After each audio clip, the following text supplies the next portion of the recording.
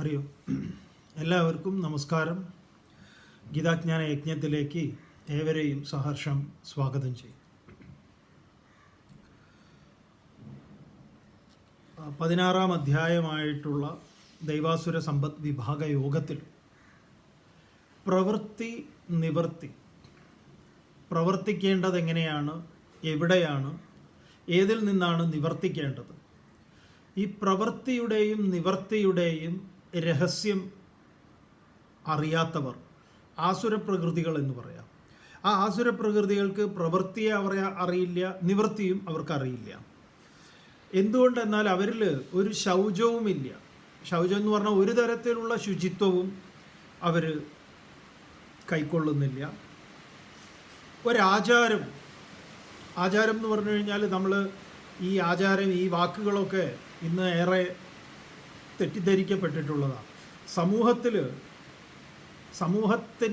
സമൂഹത്തെ പിന്നോട്ട് നയിക്കുന്ന, സമൂഹത്തെ സമൂലം ദുരിതത്തിലാഴ്ത്തുന്ന വൃത്തികേടുകൾ, നെറികേടുകൾ, ഇതിനെയൊക്കെ ആചാരം എന്ന് നിങ്ങൾ വിചാരിച്ചു കഴിഞ്ഞാൽ ബുദ്ധിമുട്ടാണ്. ശ്രേഷ്ഠമായത് എന്നാണ്, അനുകരണീയമായിട്ടുള്ളത്. അത് തനിക്കും ശ്രേയസ് ഉണ്ടാവും, ലോകത്തിനും ശ്രേയസ് ഉണ്ടാവും. അതാണ് താൻ ആചരിക്കുന്നതിലൂടെ മറ്റുള്ളവർക്ക് അതുകൊണ്ടാണ് ഭഗവാൻ യദ്യത് ആചരതി ശ്രേഷ്ഠ തത്തദ്ദേവേ തരോജന സയത് പ്രമാണം കുരുതേ ലോകസ്തനുവർത്തതേ എന്ന് ഗീതയിൽ പറയുന്നത്. യത് ആചരതി ശ്രേഷ്ഠ, ശ്രേഷ്ഠന്മാരെന്താണോ ആചരിച്ച് കാണിക്കുന്നത് അത് ഇതരങ്ങളായിട്ടുള്ള അവരെ മാതൃകയായി കാണുന്നവർ അത് ആചരിക്കുന്നു. അതങ്ങനെ ലോകത്തിൻ്റെ ഒരു സംസ്കാരമൊക്കെ ആയിട്ട് മാറുന്നു. അപ്പോൾ ഇവരെ സംബന്ധിച്ച്, ഈ ആളുകളെ സംബന്ധിച്ച് ഇത്തരം ആചാരങ്ങളും അവർക്ക് അന്യമാണ് എന്നാണ്. അവരിൽ ആചാരങ്ങളില്ല, അതുപോലെ തന്നെ ശൗചവുമില്ല. ഈ ശൗചവും ആചാരങ്ങളുമൊക്കെ ഇല്ലാത്ത ഈ കൂട്ടർ പ്രവൃത്തിം ച നിവൃത്തിം ച ജനാന അസുരാഹ ന ശൗചം നാപി ചാചാരോ ന സത്യം തേഷു വിദ്യതേ. അവരിൽ സത്യവുമില്ല എന്ന് പറയും. ഇതുവരെയാണ് നമ്മൾ 7-ാമത്തെ ശ്ലോകം വരെയാണ് പറഞ്ഞു നിർത്തിയത്. ഇവിടുന്ന് അങ്ങോട്ട് ഈ ആസുര പ്രകൃതികളുടെ കർമ്മങ്ങളെക്കുറിച്ച്, ചെയ്തികളെക്കുറിച്ച്, അവരുടെ ചിന്തകളെക്കുറിച്ച് ഇതെല്ലാം മുന്നോട്ട് വയ്ക്കുക. ഇത് വളരെ ശ്രദ്ധിച്ച് മനസ്സിലാക്കേണ്ടുന്ന ചിലതാണ്. അല്ലെങ്കിൽ എന്താണെന്നറിയോ, തെറ്റിദ്ധാരണയ്ക്ക് ഇട നൽകുന്ന ചില ശ്ലോകങ്ങളൊക്കെ ഇതിലുണ്ട്. അതുകൊണ്ട് അത് ശ്രദ്ധാപൂർവം തന്നെ അത് മനസ്സിലാക്കണം, അല്ലെങ്കിൽ ഘടകവിരുദ്ധമായിട്ടൊക്കെ തോന്നാം. നോക്കാം. 8-ാമത്തെ ശ്ലോകത്തിൽ ഭഗവാൻ പറയണു: അസത്യമപ്രതിഷ്ഠം തേ ജഹദാഹുരനീശ്വരം അപരസ്പരസംഭൂതം കിമന്യത് കാമഹൈതുകം. വളരെ ശ്രദ്ധയോടുകൂടി മനസ്സിലാക്കേണ്ടുന്ന ഒരാശയമാണിത്. എന്തൊക്കെയാണോ നമ്മൾ മനസ്സിലാക്കി വെച്ചിട്ടുള്ളത് അതിൽ നിന്ന് അല്പം ഘടകവിരുദ്ധമല്ലേ ഇത് എന്ന് തോന്നാം. കാരണം അത് ഈ ബേസ് ഉറച്ചിട്ടില്ലെങ്കിൽ അങ്ങനെയുള്ള പ്രശ്നങ്ങളുണ്ടാവും. എന്താണെന്ന് നമുക്ക് നോക്കാം. എന്താണ്? അസത്യം അപ്രതിഷ്ഠം തേ ജഗത് ആഹുഹു അനീശ്വരം. തേ അവർ. ആരാണ് ഈ അവർ എന്ന് പറഞ്ഞു കഴിഞ്ഞാൽ? ആസുര പ്രകൃതത്തെ സ്വീകരിച്ചിട്ടുള്ളവർ. ആരാണ് ഈ അസുരന്മാർ? അസുരൻ എന്ന ശബ്ദം കേൾക്കുമ്പോൾ നമ്മൾ മനസ്സിലാക്കേണ്ടത് ആ ശബ്ദത്തിന് കൃത്യമായി ഒരു വിഗ്രഹമുണ്ട്, അതിന് കൃത്യമായി അതിൻ്റെ ഒരു ഡെഫിനിഷനുണ്ട്. അതെന്താണ്? അസു പ്രാണേഷു ഇന്ദ്രിയേഷു രമന്തേ ഇതി അസുരാഹ എന്ന. അസു പ്രാണന്മാരെന്ന് പറഞ്ഞാൽ പ്രാണവൃത്തികളാണ്. അത് നമ്മുടെ ജ്ഞാനേന്ദ്രിയങ്ങളും കർമ്മേന്ദ്രിയങ്ങളും, പ്രധാനമായിട്ട് ജ്ഞാനേന്ദ്രിയങ്ങൾ, അതിൽ രമിക്കുന്ന അസുപ്രാണേഷു ഇന്ദ്രിയേഷു രമന്തേ എന്ന് പറഞ്ഞാൽ ശബ്ദ സ്പർശ രസ രൂപ ഗന്ധാദികൾ. ഈ 5 ജ്ഞാനേന്ദ്രിയങ്ങളെയും 5 കർമ്മേന്ദ്രിയങ്ങളെയും പുറത്തേക്ക് വെച്ചിരിക്കുന്നതിനെയാണ് 10 തലയായിട്ട് അവതരിപ്പിച്ചിരിക്കുന്നത്. അതാണ് അസുര രാജാവായിട്ടുള്ള രാവണൻ. അപ്പം ഈ ആസുര പ്രകൃതികൾക്ക് അവരെ സംബന്ധിച്ച് എന്താണ്? ഭോഗമാണ് സത്യം. അതുകൊണ്ടാണ് അസുരൻ എന്ന് പറഞ്ഞത്. ഈ അസുരൻ എന്ന് പറഞ്ഞാൽ പണ്ട് 15,000 കൊല്ലം മുമ്പ് ജീവിച്ചിരുന്ന അവരെല്ലാം കൃഷ്ണനും രാമനും കൂടെ വകവരുത്തി തീർത്തു എന്നല്ല, ഇപ്പോഴും സജീവമാണ്. ഇത് മനസ്സിലാവുമ്പോൾ നമുക്ക് മനസ്സിലാവും ആരാണ് അസുരന്മാർ. അപ്പം തേ എന്ന് പറഞ്ഞാൽ അസുരാ, ആ അസുരന്മാർ ജഗത്, ഈ ജഗത്തിനെ, ഈ സ്ഥൂല പ്രപഞ്ചത്തെ അസത്യം, ഇവരെന്താണ്, ഇത് അസത്യമാണ്, ഇതില്ലാത്തതാണ്, അയഥാർത്ഥ്യമാണ് എന്നവർ പറയുന്നു. അസത്യം. അതുമാത്രമല്ല അപ്രതിഷ്ഠം, ഇതിനൊരു പ്രതിഷ്ഠയൊന്നുമില്ല, ഇതിനൊരു ഒരു വ്യവസ്ഥാപിതമായിട്ടുള്ള എന്തെങ്കിലും ധർമ്മമുണ്ടോ എന്ന് ചോദിച്ചാൽ അങ്ങനെയില്ല. ഈ ജഗത്ത് എന്ന് പറയുന്നത് തന്നെ ഇല്ലാത്തതാണ്. എന്താണത്? അത് അസത്യമാണ്. അത് ഏത് അസത്യമാണ് എന്നുള്ളത് നമ്മൾ മനസ്സിലാക്കണം, അല്ലെങ്കിൽ ഒരു കുഴപ്പം പറ്റും. ചിലപ്പോൾ ഇത് നമ്മൾ പറയുമ്പോൾ തന്നെ നിങ്ങൾക്ക് അങ്ങനെ ഒരു ചിന്ത ചിലപ്പോൾ ഉടലെടുക്കും, നിങ്ങളത് മനസ്സിലാക്കി വെച്ചിട്ടുണ്ട് എങ്കിൽ. കാരണം ഈ സ്റ്റേറ്റ്മെൻറ്റുമായിട്ട് ഒരു കോൺട്രഡിക്ഷൻ ഉണ്ടല്ലോ എന്ന്. കാരണം ജഗത്ത് അസത്യമാണെന്ന് പറയുന്നത് വേദാന്തികളല്ലേ, അപ്പോൾ വേദാന്തികൾ അസുരന്മാരാണോ അങ്ങനെയുള്ള സംശയം ഉണ്ടാവും. കാരണം എന്താ, ബ്രഹ്മസത്യം ജഗന്മിഥ്യ എന്ന് പറഞ്ഞ വേദവും അതുപോലെ തന്നെ അതിനെ ഉദ്ഘോഷിച്ച് ശങ്കരാചാര്യരും അസുരനാവണമല്ലോ. അതുകൊണ്ടാണ് പറഞ്ഞത് കോൺട്രഡിക്ഷൻ എന്ന്. ശ്രദ്ധിച്ച് മനസ്സിലാക്കണം. എന്തായാലും നമുക്ക് ഈ ശ്ലോകത്തിനെ സാമാന്യം മനസ്സിലാക്കാൻ ശ്രമിക്കാം. അപ്പം തേ ജഗത്, അവർ ജഗത്, ഈ പ്രപഞ്ചത്തെ അസത്യം അപ്രതിഷ്ഠം, അപ്രതിഷ്ഠം എന്ന് പറഞ്ഞാൽ ഇതിനൊരു അടിസ്ഥാനമൊന്നുമില്ല, തോന്നുംപടിയാണെന്ന് പറയാം. അതുകൊണ്ട് തന്നെ അനീശ്വരം, ഈശ്വരൻ എന്ന് പറയുന്ന ഒരു സംഗതിയൊന്നും ഇല്ല. ഇതെല്ലാം വേദാന്തി പറയുന്നതാണ്. അതുകൊണ്ട് വളരെ സൂക്ഷിച്ച് മനസ്സിലാക്കേണ്ടതാണ്. അതുകൊണ്ടാണ് നമ്മൾ പറയുന്നത്. ഈശ്വരനെ നിഷേധിക്കുന്നതാണ് വേദാന്ത ശാസ്ത്രത്തിൽ. ഏതെങ്കിലും ഒരു ഈശ്വരൻ എന്ന് പറയുന്ന ഒരു വ്യക്തിയെ നിഷേധിക്കുന്നുണ്ട്. ഈശ്വര ശബ്ദത്തിനൊക്കെ കൃത്യമായ അർത്ഥവുമുണ്ട്. അപ്പോൾ ഇവിടെ പറയുന്നത്, അതുകൊണ്ടാണ് ഇത് നമ്മൾ ഈ സന്ദർഭത്തിൽ നിന്ന് അല്ലാതെ മനസ്സിലാക്കിയാൽ ഭയങ്കര ബുദ്ധിമുട്ടാണ്. നമ്മൾ ഈ അടർത്തിയെടുത്ത് സ്വതന്ത്രമായി വ്യാഖ്യാനിച്ചാൽ, അങ്ങനെ അടർത്തിയെടുത്ത് സ്വതന്ത്രമായി വ്യാഖ്യാനിക്കുന്ന അനേക ശ്ലോകങ്ങൾ ഗീതയിലാണെങ്കിലും ഉപനിഷത്തിലും ഒക്കെ ഉണ്ട്. അതല്ലാതെ ഇപ്പോൾ അർജുനൻ്റെ ഒരു സ്റ്റേറ്റ്മെൻറ്റ് എടുത്ത് ഭഗവത്ഗീത ഇതാണ് പറയുന്നതെന്ന് പറഞ്ഞാൽ അങ്ങനെ കുറേ പൊട്ടന്മാർ ചെയ്യുന്നുണ്ട്. ഇതാണ് ഗീതയിലുള്ളതാണ്, ഇത്രാമത്തെ ശ്ലോകമാണ് എന്ന് പറഞ്ഞാൽ ഭഗവത്ഗീതയിൽ ഇങ്ങനെ ഉണ്ടല്ലോ, ഇത് ആര് പറഞ്ഞു, ഏത് കോണ്ടസ്റ്റിൽ പറഞ്ഞു, ഇതിൻ്റെ ഉത്തരം എന്താണ്, അതൊന്നും കേൾക്കാൻ താല്പര്യം ഉണ്ടാവില്ല.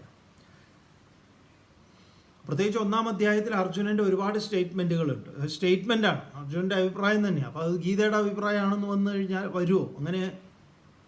അങ്ങനെ മനസ്സിലാക്കുകയാണെങ്കിലോ ബുദ്ധിമുട്ടായിത്തീരും.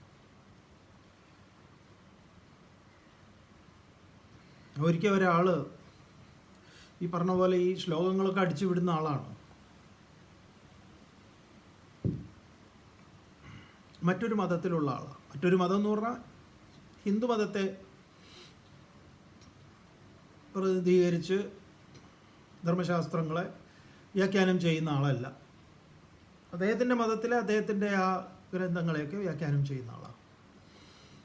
അപ്പോൾ അദ്ദേഹം ഒരിക്കലും നമ്മളെ വിളിച്ചിട്ട് പറഞ്ഞു, ഭഗവത്ഗീതയിൽ നിന്ന് ഒരു നല്ലൊരു ഒരു ഒരു ഒരു ഒരു ശ്ലോകം എൻ്റെ ഇതിന്, അദ്ദേഹം ഒരു പ്രഭാഷണത്തിൻ്റെ ഒരു CD അങ്ങനെ എന്തോ പുറത്തിറക്കുന്നുണ്ട്, അതിന് ആമുഖമായിട്ട് വേണം എന്ന് പറഞ്ഞിട്ട്. അപ്പോൾ നമ്മൾ അദ്ദേഹത്തിനോട് പറഞ്ഞു, ഭഗവത്ഗീതയിൽ ഒരുപാട് ശ്ലോകങ്ങളുണ്ടല്ലോ, അങ്ങയുടെ പ്രസംഗവും അത് എന്താണ് അത് മുന്നോട്ട് വയ്ക്കുന്നത്, അപ്പോൾ അതിനനുസരിച്ച് വേണമല്ലോ ഒരു ഇൻട്രോൻ്റെ ഒരു ശ്ലോകം വരാൻ.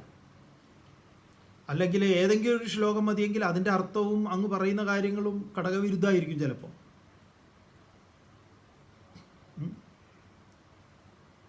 അങ്ങനെയുണ്ട്. സെമറ്റിക് മതങ്ങളെ പൂർണ്ണമായി നിരാകരിക്കുന്ന സ്റ്റേറ്റ്മെൻറ്റുകൾ ഗീതയിലുണ്ട്, ഒരുപാടുണ്ട്, ധാരാളമുണ്ട്. 2-ാം അധ്യായത്തിലൊക്കെ മനോഹരമായിട്ടുള്ള ശ്ലോകങ്ങളാണ്. അപ്പോൾ അത് കേട്ടപ്പോൾ അത് ശരിയാണല്ലേ, അത് ശരിയാണ്. അപ്പോൾ സ്വാമി ഒരു നല്ല ശ്ലോകം ഒന്ന് ചൊല്ലിത്തരാം. നമ്മൾ പറഞ്ഞു ഏറ്റവും നല്ലത് യേശുദാസ് ഭഗവത്ഗീത അദ്ദേഹം ചൊല്ലിയിട്ടുണ്ട്. ആ, ദാസേട്ടൻ ചൊല്ലിയിട്ടുണ്ടോ? അതെ. അപ്പോൾ അതെടുക്കുമ്പോൾ അതിനൊരു സൗന്ദര്യം ഉണ്ടാവും. അപ്പോൾ അതിലേതെങ്കിലും നല്ലതെടുത്തോ. അപ്പം ഗീതയിലെ ഒരു ശ്ലോകം എന്ന് പറയുമ്പോൾ ഇതാണ് ഈ പ്രശ്നം. സംസ്കൃതത്തിലെ ഒരു ശ്ലോകമായാൽ ആളുകൾ എല്ലാവരും അതിൻ്റെ അർത്ഥം അറിയാത്തവരാണെന്ന് കരുതുന്നത് മണ്ടത്തരാണ്. വലിയൊരു എന്താ പറയുക, ജനസമൂഹമുണ്ട് അതിനെ അർത്ഥം മനസ്സിലാക്കുന്നത്. നമുക്ക് ഓർമ്മ വന്നത് കോട്ടയത്ത് ഒരാൾ ഒരു കല്യാണക്കത്ത് അടിച്ചതാണ്. കല്യാണക്കത്തിൽ അയാൾ ഒരു മ്യൂറൽ രേഖാചിത്രമായിട്ട് അതിൻ്റെ കവർ പേജിൽ കൊടുത്തിട്ടുള്ളത് ശരിക്കും പറഞ്ഞാൽ ഒരു രവിവർമ്മയുടെ ഒരു ചിത്രത്തിൻ്റെ ഒന്നാണ്. പക്ഷെ മൂപ്പർക്ക് സന്ദർഭം മനസ്സിലായിട്ടില്ല. അപ്പോൾ നമ്മളതിനെ ചൂണ്ടിക്കാണിച്ചതോടുകൂടി അത് മാറ്റി. കുറച്ചേ നല്ല കാലത്തിന് അടിച്ചിട്ടുണ്ടായിരുന്നു. എന്താണ്? രാവണൻ സീതയോട് ഇങ്ങനെ ആദ്യം അപേക്ഷിക്കുന്നതാണ്. രാവണൻ നല്ല ഫോമിലാണല്ലോ, 10 തലയിലൊന്നുമല്ല. ഇപ്പോൾ നല്ലൊരു കാട് പ്രദേശം പോലെയുള്ള ഒരു നല്ലൊരു ഇതിലിങ്ങനെ വരൂ, എൻ്റെ അടുത്തേക്ക് വരാൻ പറയുന്നത്. കാരണം അപ്പുറത്തൊരു ഇതിട്ടുണ്ടല്ലോ, ലക്ഷ്മണൻ രേഖ വരച്ച് LOC വരച്ചിട്ടുണ്ട്. ലക്ഷ്മണ ഓൺ ക്രിയേഷൻ ഒരു LOC ഉണ്ടാക്കിയിട്ടുണ്ട്. അപ്പോൾ LOCന്ന് പുറത്തേക്ക് കിടക്കാൻ പറയുകയാണ്. അപ്പോൾ ചിത്രത്തിലാണത്. ചിത്രം മനോഹരമാണ്. അപ്പം നമ്മൾ പറഞ്ഞു ഇത് ഇന്ന സന്ദർഭമാണല്ലോ, ചിത്രം ഇത് ഇന്നതാണല്ലോ, ഇത് ഇന്നടത്തുണ്ട് ഇതിൻ്റെ ഒറിജിനൽ ചിത്രവും അതിൻ്റെ ഇത് കാണാം. അപ്പോൾ കാഴ്ചയിൽ ഒരാളെ സംബന്ധിച്ച് കാഴ്ചയിൽ ഇങ്ങനെ അത് കല്യാണവുമായിട്ട് ബന്ധപ്പെട്ടൊക്കെ രസമായിട്ട് തോന്നും. പക്ഷെ നമ്മൾ കൃത്യമായ സന്ദർഭമല്ല, അത് കൃത്യമായിട്ടല്ല അത് എല്ലാവരും അങ്ങനെ മനസ്സിലാക്കുമോ? ഇല്ല. അപ്പം നമ്മളെന്താണോ ഉദ്ദേശിക്കുന്നത് അതെല്ലാവരും മനസ്സിലായിക്കൊള്ളണമെന്നില്ല. അതിൽ നിന്ന് വിപരീതമായിട്ടുള്ള അല്ലെങ്കിൽ അതിൻ്റെ ശരിയായ താത്പര്യത്തെ ഏതോ ചിത്രകാരനാണോ കവിയാണോ ഒക്കെ ഉദ്ദേശിച്ചിട്ടുള്ളത് അതിനുള്ളതാണ്. കാര്യമായിട്ട് നമ്മളിങ്ങനെ സംസാരിച്ചു കൊണ്ടിരിക്കുമ്പോൾ വളരെ പ്രധാനപ്പെട്ട ഒരു കാര്യങ്ങളൊക്കെ പറഞ്ഞുകൊണ്ടിരിക്കുമ്പോൾ രാത്രി എല്ലാവരും കൂടിയിരുന്ന് സംസാരിക്കുക അല്ലെങ്കിൽ എന്തെങ്കിലുമൊക്കെ ചെയ്തുകൊണ്ടിരിക്കുമ്പോൾ പെട്ടെന്ന് കറണ്ട് പോയി. അപ്പോഴാണ് ഒരുത്തൻ കവിത ചൊല്ലിയത്, വെളിച്ചം ദുഃഖമാണുണ്ണി തമസല്ലോ സുഖപ്രദം. അപ്പോൾ പറയാനുള്ളതാണോ? നമുക്ക് ചിരിക്കാം, പക്ഷെ അതിൻ്റെ ഡെപ്ത് എന്താണ്? എവിടെയാണ് കവി, അത് എവിടേക്കാണത് നമ്മളെ കൊണ്ടുപോകും? അപ്പോൾ ചിലപ്പോൾ നമ്മൾ ഈ ചേരുംപടി ചേർക്കേണ്ടതിന് വേറൊരു വിധത്തിൽ മനസ്സിലാക്കി കളയും. ഗീതയ്ക്ക് അങ്ങനെ കുറേ ഗീതയിലെ ചില ശ്ലോകങ്ങളൊക്കെ എടുത്തിട്ട് ചിലരിങ്ങനെ കാച്ചാറുണ്ട്. അപ്പോൾ അങ്ങനെ നിങ്ങൾ കേൾക്കുമ്പോൾ തന്നെ നിങ്ങൾക്ക് തോന്നും ഇവിടെ എന്താ പറയണത്? ജഗത് അസത്യം, അതുതന്നെയല്ലേ ബ്രഹ്മസത്യം ജഗന്മിഥ്യ എന്ന് വേദാന്തികൾ പറയുന്നത്. അതല്ലേ ഇവിടെ പറയുന്നത് എന്ന് തോന്നാം. നമുക്ക് രണ്ടും വിസ്തരിക്കാം, മനസ്സിലാക്കാൻ ശ്രമിക്കാം, അത് ഉറപ്പിക്കണം. ഇപ്പം നമ്മളത് പറയാതെ പോയി കഴിഞ്ഞാൽ സ്വാഭാവികമായിട്ടും ഈ കാര്യം ഒന്നും പറയാതെ ഇങ്ങനെ മുന്നോട്ട് പോയി കഴിഞ്ഞാൽ കുറേ പേരുണ്ടാവുമല്ലോ ഇതിൻ്റെ ബോധ്യം വന്നിട്ടുള്ളൂ. അവരെ സംബന്ധിച്ച് ഇതിലൊരു കോൺട്രഡിക്ഷൻ ഉണ്ടാവും. അത് എന്തുകൊണ്ട് വിശദീകരിച്ചില്ല എന്നുള്ളൊരു സംശയം ഉണ്ടാവും. അതുകൊണ്ടാണ് ഇത് പറയുന്നത്. അപ്പോൾ അസത്യം, അപ്രതിഷ്ഠം, അനീശ്വരം, ഇവിടെ അങ്ങനെ ഒരു ഈശ്വരനൊന്നുമില്ല. മാത്രമല്ല അപരസ്പര സംഭൂതം, ഇത് അങ്ങനെ ഒരു പരസ്പര ആശ്രയത്തിൽ നിൽക്കുന്നതാണോ എന്ന് വെച്ചാൽ അങ്ങനെയല്ല. ഗീത തന്നെ പറയും എന്താണ്, ഇത് നമ്മൾ മുമ്പ് പഠിച്ചതാണ്. ഈ പ്രപഞ്ചത്തിൽ തന്നെ, ഈ പ്രപഞ്ചത്തിലെ ഭഗവാന്റെ സൃഷ്ടി, അപ്പോഴാണ് ഇതിന് ക്ലാരിറ്റി ഉണ്ടാവുക. എന്താ പറയുന്നത്, ഗീതയുടെ അഭിപ്രായം എന്താണ്? ഭഗവാൻ ഈ പ്രപഞ്ചത്തെ സൃഷ്ടിച്ചിട്ട് പ്രജാപതി പറഞ്ഞു എന്ന് പറഞ്ഞുകൊണ്ട് ഭഗവാൻ അർജുനോട് പറഞ്ഞു കൊടുത്തിട്ടുണ്ട്. എന്താണത്? ഏതാ ശ്ലോകം?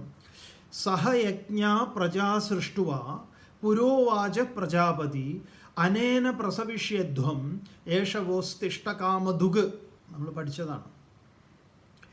സഹയജ്ഞ പ്രജാ സൃഷ്ടുവ, പ്രജാപതി വിധാതാവ്, ഈ പ്രപഞ്ചത്തിൻ്റെ കാരണക്കാരനായിട്ടുള്ള ആള് യജ്ഞഭാവത്തോടു കൂടിയിട്ടാണ് ഈ പ്രപഞ്ചത്തെ സൃഷ്ടിച്ചത് എന്നാണ്. യജ്ഞം എന്ന് പറഞ്ഞു കഴിഞ്ഞാൽ കൂട്ടായ്മ എന്നാണ്. അതിൽ പഞ്ചമഹാഭൂതങ്ങളാണ് അതിൽ ഏറ്റവും പരമപ്രധാനമായിട്ടുള്ളത്. ആകാശം, വായു, അഗ്നി, ജലം, ഭൂമി. അതിൻ്റെ ചേരുവ, പ്രത്യേക അനുപാതത്തിലുള്ള ചേർച്ച. പിന്നെ അതിൽ നിന്ന് ഉത്പന്നമായിട്ടുള്ള ഈ പറഞ്ഞ സസ്യലോകവും ജന്തുലോകവും എല്ലാം, അതെല്ലാം പരസ്പര പൂരകങ്ങളാണ്. ചെറിയ ക്ലാസ്സിൽ തന്നെ നമ്മൾ പഠിക്കാറില്ലേ, നമ്മൾ ഓക്സിജൻ ശ്വസിക്കുന്നു, കാർബൺ ഡൈ ഓക്സൈഡ് പുറത്തുവിടുന്നു, സസ്യങ്ങൾ കാർബൺ ഡൈ ഓക്സൈഡിനെ സ്വീകരിക്കുന്നു, ഓക്സിജൻ പുറത്തുവിടുന്നു. ഇങ്ങനെ നമ്മളും സസ്യലോകവും തമ്മിലുള്ള അഭേദ്യമായ ബന്ധത്തെയൊക്കെ 4ാം ക്ലാസ്സിൽ 5ാം ക്ലാസ്സിൽ നമ്മൾ പഠിക്കുന്നുണ്ട്. ഇപ്പം നമുക്കറിയാം ഈ പ്രപഞ്ചം വേറിട്ട് അല്ല, നമ്മൾ ഇവിടെ ഒന്നും വേറിട്ടല്ല നിൽക്കുന്നത്, എല്ലാം ഓതപ്രോത രൂപേണ. ഒരു തുണിയിൽ നൂലുകൾ അങ്ങോട്ടും ഇങ്ങോട്ടും കോർക്കപ്പെട്ടിരിക്കുന്നത് പോലെ ഈ വിശ്വം പരസ്പര പൂരകമാണ് എന്ന നല്ല ബോധ്യം നമുക്കുണ്ട്. ഒരു എന്താ പറയുക, നദിയുടെ തീരത്തുള്ള കണ്ടൽ ചെടി അത് നശിക്കുന്നത് നമ്മുടെ പരിസ്ഥിതിക്ക് ആഘാതമുണ്ടാക്കും. അങ്ങ് അലാസ്കയിലും അതുപോലെ ആർട്ടിക്കിലും അന്റാർട്ടിക്കിലും ഒക്കെ മഞ്ഞുരുകുമ്പോൾ ക്രമാതീതമായിട്ടത് സംഭവിക്കുമ്പോൾ അത് നമ്മുടെ ഇതിന് ഇപ്പം എന്താ തകർത്ത മഴയാണല്ലോ. കഴിഞ്ഞ ദിവസം നമ്മുടെ ഇവിടെ ആശ്രമത്തിൽ വലിയ പ്ലാവൊക്കെ പൊട്ടി താഴെ വീണു, ആകെ കൂടെ പ്രശ്നമായിരുന്നു.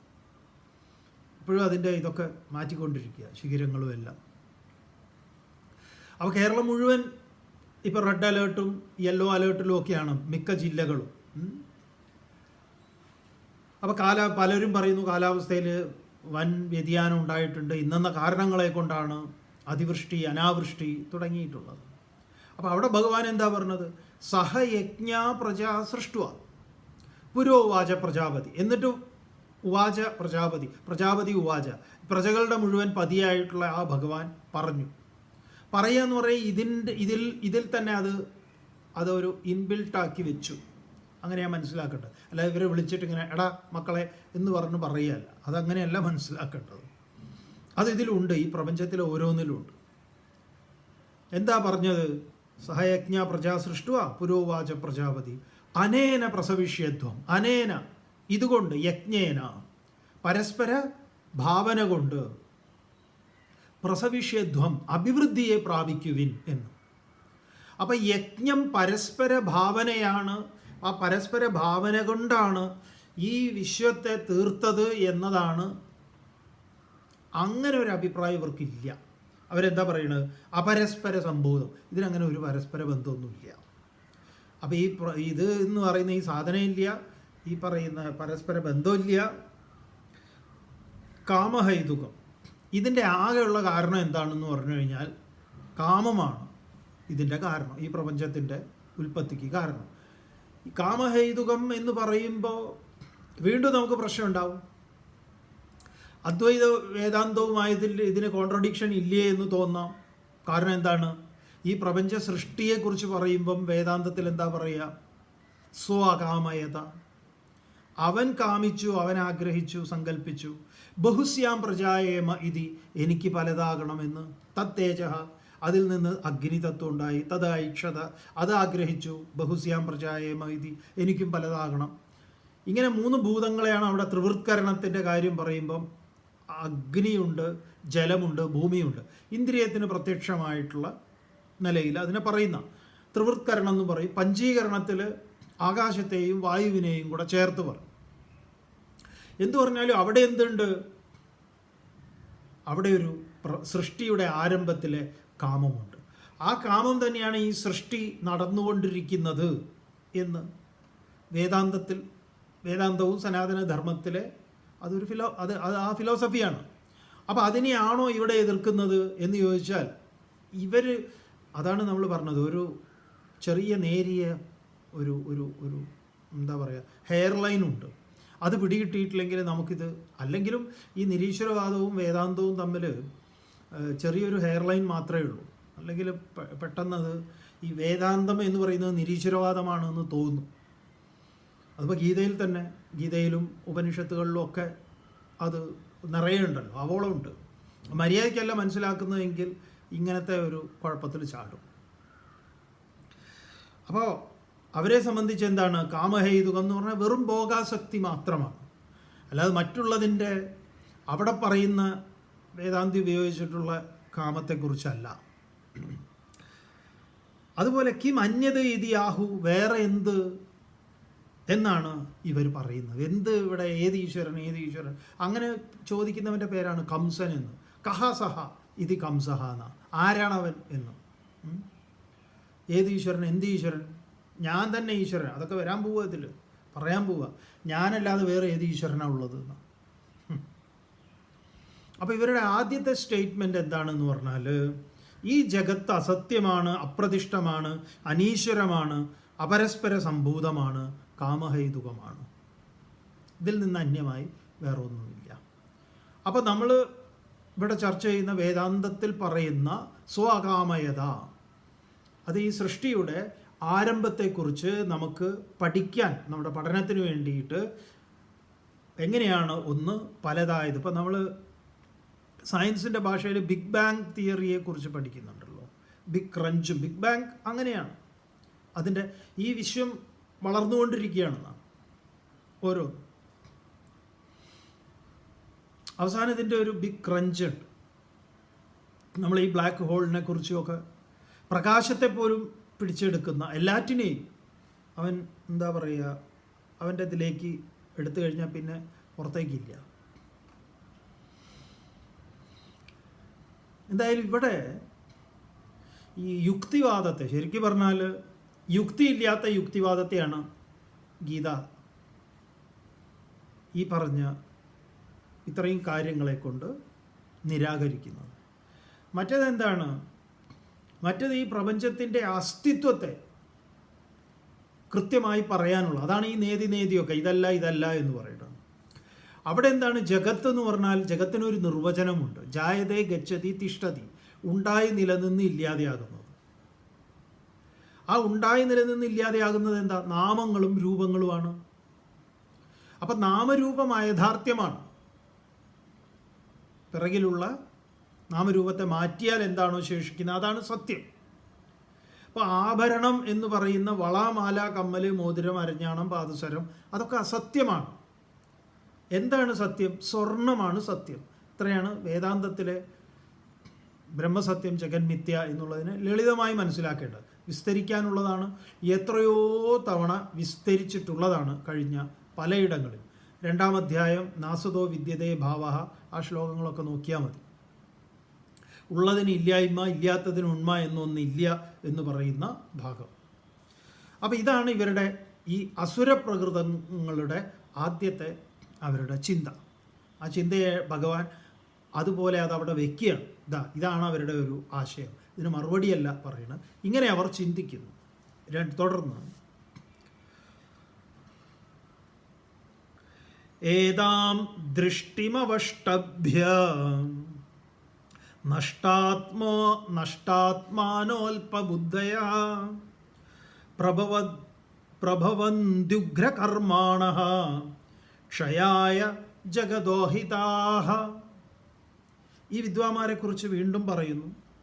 ഏതാം ദൃഷ്ടിം അവഷ്ടഭ്യ, ഏതാം ദൃഷ്ടിം, ഈ കാഴ്ചപ്പാടിനെ, ഈ അഭിപ്രായത്തെ, അവഷ്ടഭ്യ അവരാശ്രയിച്ചിട്ട് അവർ മനോഹരമായിട്ട് സംസാരിക്കുക. അതുകൊണ്ടാണ് ചാർവാകന്മാർ എന്ന് പറയുന്നത്. മനോഹരമായിട്ട് വാക്കുകൾ എടുത്ത് ഉപയോഗിക്കുന്നവരാണ്.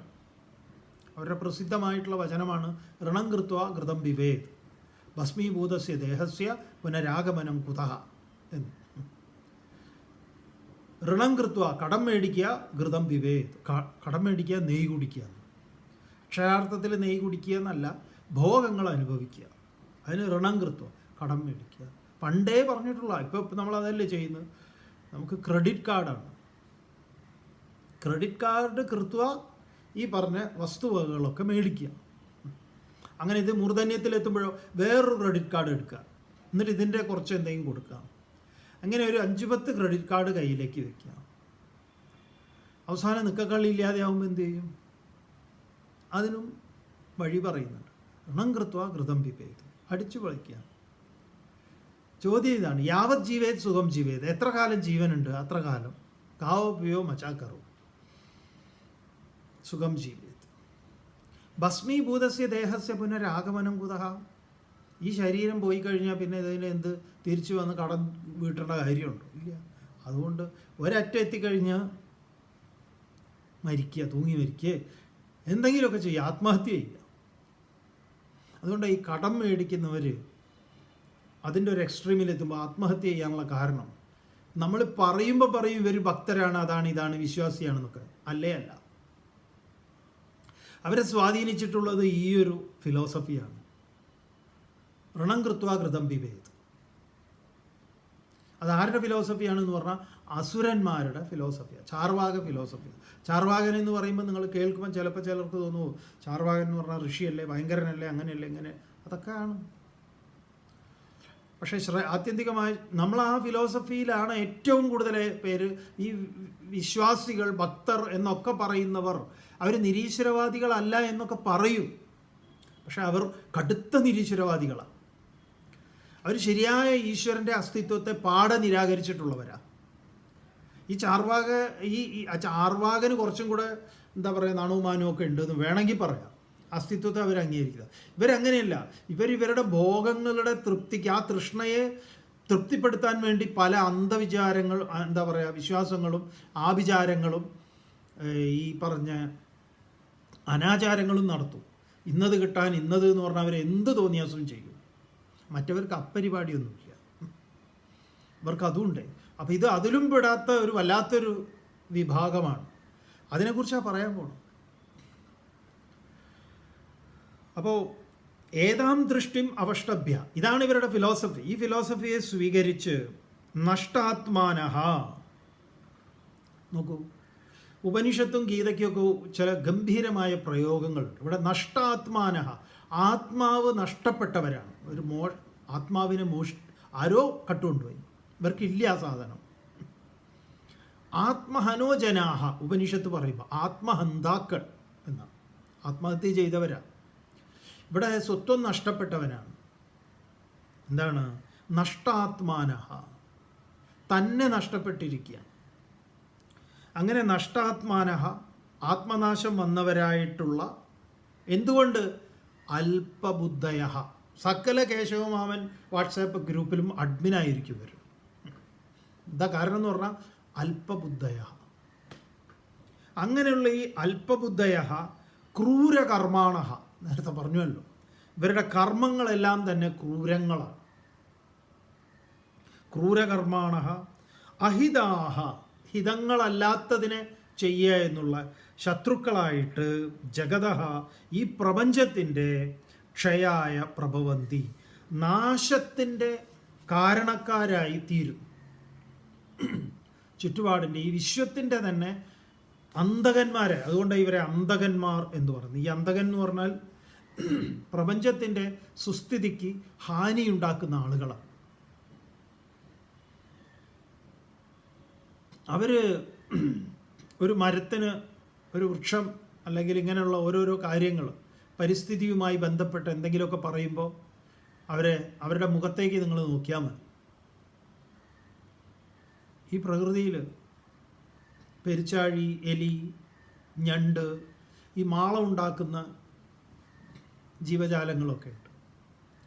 ഇവരൊക്കെ എത്രമാത്രം പരിസ്ഥിതിയെ പരിരക്ഷിക്കുന്ന ആളുകളാണ്. അതുപോലെ ഏതൊക്കെ പ്രദേശത്താണ് വേണ്ടത്, അന്യദേശത്തുള്ളതിനെ പിടിച്ച് ഇവിടെ കൊണ്ടുവന്ന് ഈ ചെടികളും വൃക്ഷങ്ങളും ഒക്കെ വളർത്തിക്കഴിഞ്ഞാൽ ഉണ്ടാകുന്ന ദോഷങ്ങൾ. നാട്ടിൽ കുറച്ചു കാലമുണ്ട് ഈ ലക്ഷ്മി തരു എന്ന് പറഞ്ഞ് ഒരാവശ്യമില്ലാത്ത യൂസ്ലെസ് ആയിട്ടുള്ള ഒരു വൃക്ഷം ഏതോ ഒരു വിദ്വാൻ സർവത്ര എല്ലാവർക്കും കൊടുത്തു. ശല്യക്കാരനാണ് അത് നമ്മുടെ ഇവിടേക്ക് പറ്റിയതേ അല്ല. ക്യാൻസറിന് എന്തോ സംഭവമാണെന്നൊക്കെ പറഞ്ഞ് വെറും ഉടായിപ്പിൽ എന്തോ ഒരു ഫണ്ടിങ്ങിൻ്റെ ഭാഗമായിട്ട് കിട്ടിയതാണ്. എന്നിട്ട് പലരും ലക്ഷ്മി തരു സമ്മാനം ഓരോരുത്തർക്കും കൊണ്ടു കൊടുക്കുക. ഇങ്ങനെ നമ്മുടെ ഇവിടെയും കൊണ്ടുവച്ചിരുന്നു കുട്ടികൾ. നമ്മളതിനെയൊക്കെ മുറിച്ച് കളഞ്ഞു. ഒരു യൂസ്ലെസ് ആയിട്ടുള്ള ഒരു സാധനമാണ്. അങ്ങനത്തെ ചിലതുണ്ട്. ഈ വൃക്ഷങ്ങളിലും ഉണ്ടല്ലോ അസുരന്മാരും ഒക്കെ ഉണ്ടല്ലോ, മറ്റുള്ളതിനും കൂടെ ഹാനി ഉണ്ടാക്കുന്ന വളം മുഴുവൻ വലിച്ചെടുത്ത്. എന്നാൽ നമ്മുടേതായിട്ടുള്ള തനത്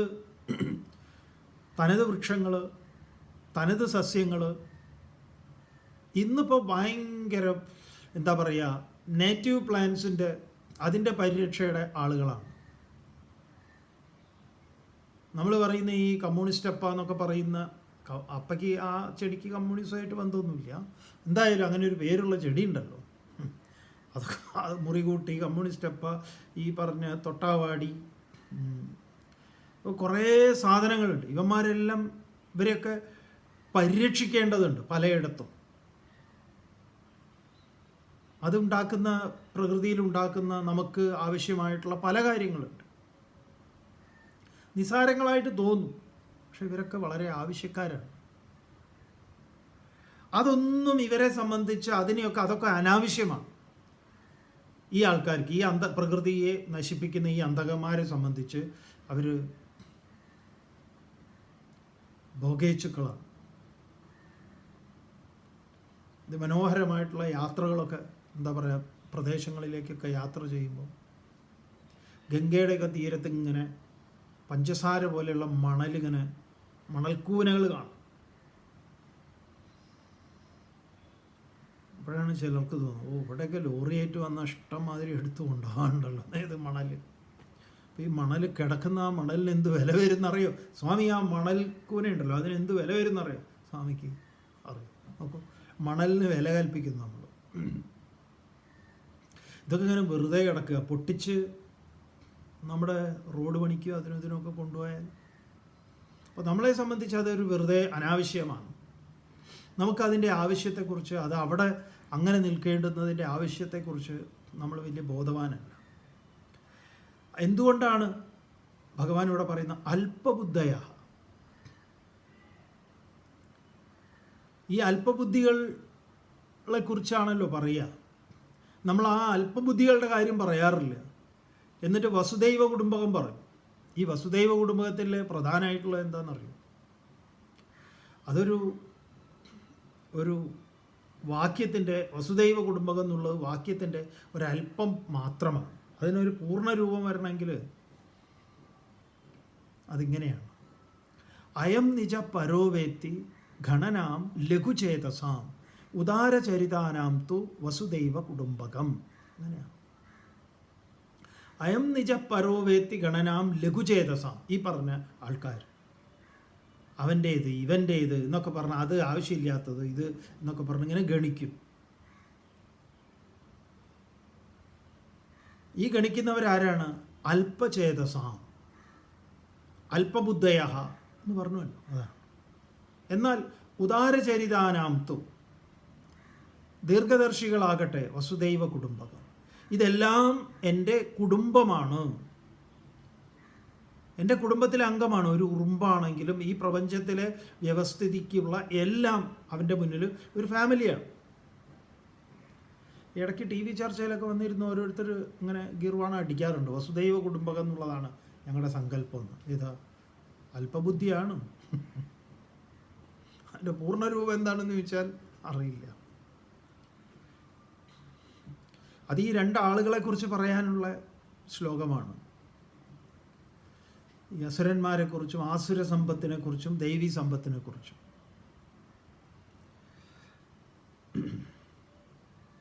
അപ്പോൾ ഇവരെന്ത് ചെയ്യുന്നു? ഇതാണ് നഷ്ടാത്മാക്കളാണ് ഇവർ എന്ന് പറയുന്നത്. തുടർന്ന് ഭഗവാൻ ഇവരെങ്ങനെയാണ് ഈ പ്രപഞ്ചത്തിന് ഹാനിയുണ്ടാക്കും വിധത്തിൽ ഇവരുടെ പ്രവൃത്തികൾ എങ്ങനെ എണ്ണി എണ്ണി പറയുകയാണ്. അപ്പോൾ ഇതിൽ നിന്നൊക്കെ വിരമിക്കേണ്ടതാണോ എന്ന് തോന്നുന്നുവെങ്കിൽ നമുക്കതിൽ നിന്നൊക്കെ വിരമിക്കാം. നമ്മുടെ കാഴ്ചപ്പാടിലൊക്കെ കുറച്ചുകൂടെ മാറ്റങ്ങളൊക്കെ കൊണ്ടുവരാം. നാളെ കാണാം. ഓം പൂർണ്ണമദഃ പൂർണ്ണമിദം പൂർണ്ണാത് പൂർണ്ണമുദച്യതേ പൂർണ്ണസ്യ പൂർണ്ണമാദായ പൂർണ്ണമേവാവശിഷ്യതേ. ഓം ശാന്തി ശാന്തി ശാന്തി. ഹരി ഓം. ശ്രീ ഗുരുഭ്യോ നമഃ. ഹരി ഓം.